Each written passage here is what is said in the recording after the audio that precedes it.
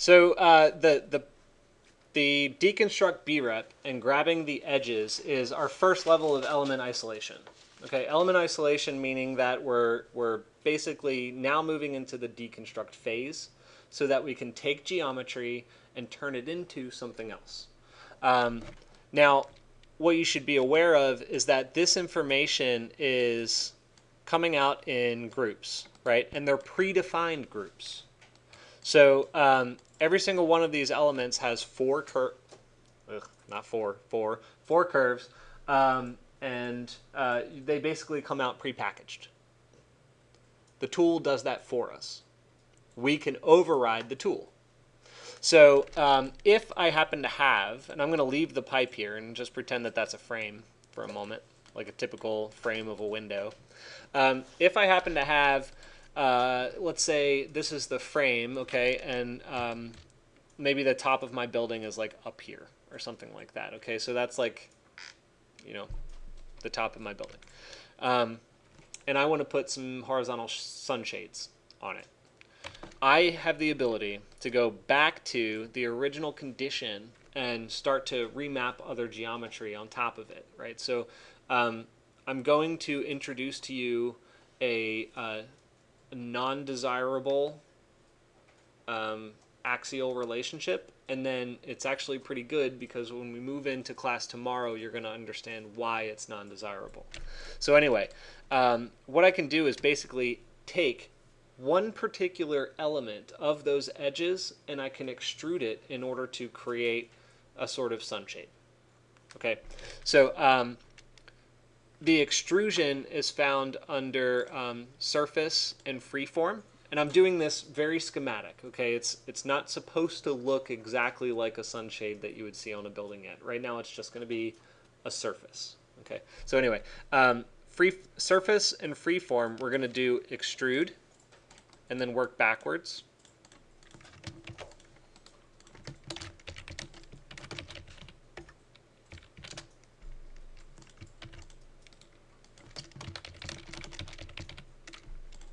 So now extrude is going to ask us for a couple things.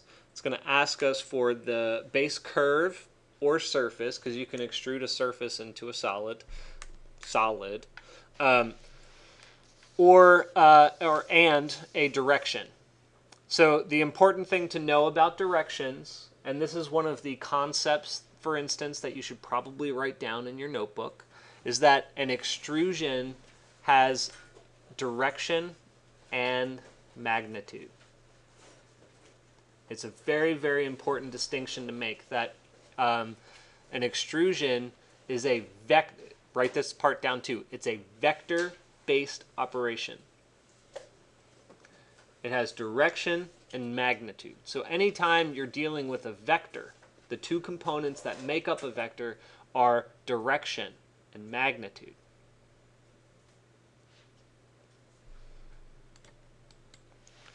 So anyway, the geometry that we're going to extrude is going to be one of the edges on our panels. Just one. So we're going to have to isolate that. And I'm going to deal with the vector part later. Okay, I'll show you the vector part later. It's less important, and we're going to deal a lot with it tomorrow. But anyway, so we have to isolate one particular edge of every single one of these surfaces. So when it's grouped up in packs of 4, we have to use under set and list, right, because this is where you're going to start chopping lists apart and stuff like that. We're going to get one item from it. And so if we use this tool right here, it's called list item, it'll allow us to retrieve a specific item from a list. One specific item from a list. You can do multiples, but for our purposes right now, it's one. Anyway, so list item is going to ask for the base list,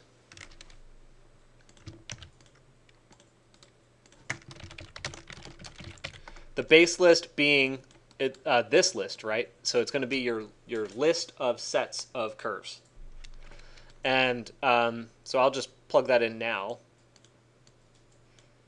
Right, so you've got all of those going in packs of 4.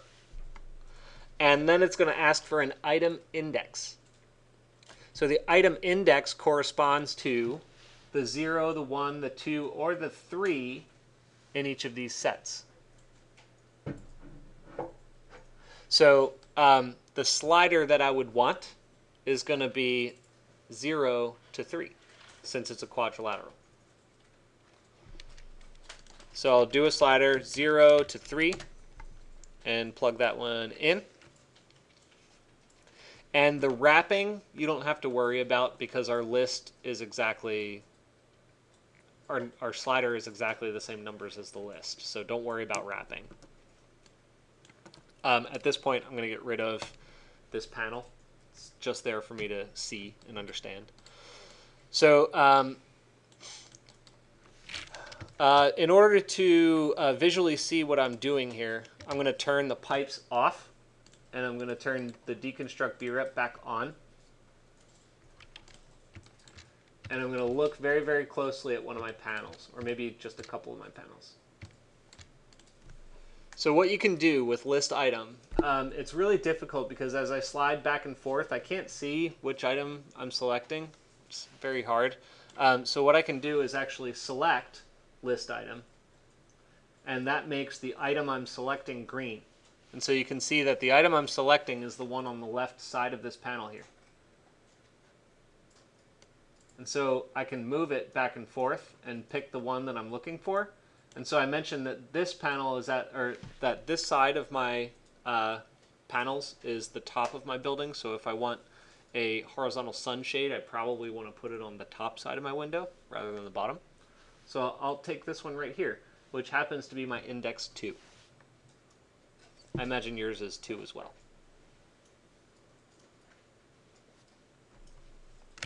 Can you guys see that green right there? Yeah, it's very hard to see. But anyway, it's this one right here.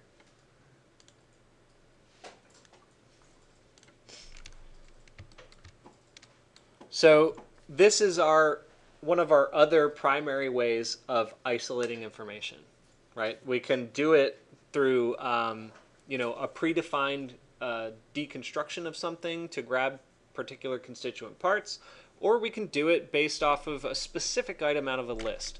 We can also partition lists and replace certain items with new ones. We can subdivide a list into, and break it apart into certain splits and stuff like that. And like we did before, we sort of partitioned it into 2 parts so that we could do circles and triangles on one side versus the other. We did that yesterday. So there are many different ways of doing element isolation. Some of them are not one element. Some of them are many elements. So anyway, so we have now this line, and so I'm going to extrude it into a sunshade. So the element itself, I'm going to plug in. So that's my base profile curve. And then I need to give it a direction. So I mentioned a direction has, or a vector, it's a vector-based input, and it has direction and magnitude. So when we go into vector, which is the logical place that we would find vector-based functions, and we go into the vector panel, which is also the secondarily most logical place that we would find vector functions, we have these ones right here that are called unit X, Y, and Z. These are the vectors that you're going to use when you know that whatever function you're doing is going to happen in the world X, Y, and Z axes. That's very, very important to know. The world X, Y, and Z axes. So it has nothing to do with referential relationships to where your geometry is or is facing. It's the world X, Y. So since I happen to be in the X, Y plane right here, and I want to extrude it upwards, I know I'm taking my building and I'm laying it down flat. But I want to extrude it upwards to simulate my awning, or overhang, shade. The up direction is which axis? The z-axis, yes, thank you. So I use the z-axis. Now it looks like a rather simple tool. That's because it is. The factor input is a numerical input. and then the V output is a vector output. Now, the reason it only needs one input is because the Z-axis is the direction. The number that you give it is the magnitude. So all we have to do is just put a slider on. So I'll just do 0 to 10 again. Put a slider on. And so now you've got a scale factor, put it up kind of high, scale factor of 7. And so the direction is going to go in the Z-axis 7 feet. It's probably too big, so let's go down to something smaller. Maybe 2 or 3 feet. 2 feet's probably good. Okay, so what you've created is a secondary extrusion on your frames, essentially, right? So what you need to be aware of is that that doesn't all have to happen off of a deconstruct brep. Okay, so I'm gonna keep pushing ahead here. I know normally I take a break, and are you guys caught up? Or, yeah, keeping up? Good, you guys are awesome. Anyway, so that doesn't all have to happen with a deconstruct brep off of the latest element. So maybe I don't really want my sunshade to be on the frame itself. Maybe I want my sunshade to be on the original subdivision of the rectangles, right? So when I had my grid, right, the grid kind of like splits everything up to be pretty clean. Oh wait, oh that's right, I did it point based, not centroid based. Darn. That doesn't work quite so cleanly.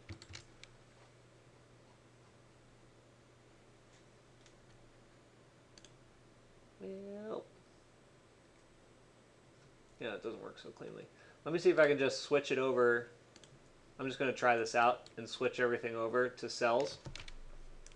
I'm going to do it this way. Will that work? No, it will not. Oh, because that's centroid. So let's try. I'm just trying something real fast, guys. You don't have to try and keep up with this.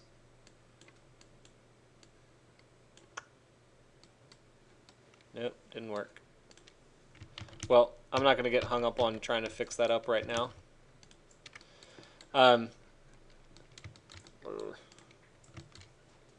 Darn, I kind of wish I did it based off of cells now. Anyway, so I could, if you guys want me to, I could show you how to kind of retrofit it back to cells. But anyway, what you should know is that if I really wanted to, and if it was based off of cells, all I'd have to do is go all the way back to these cells and deconstruct that instead, right? So I could deconstruct the cells like this, and then I can list item those edges,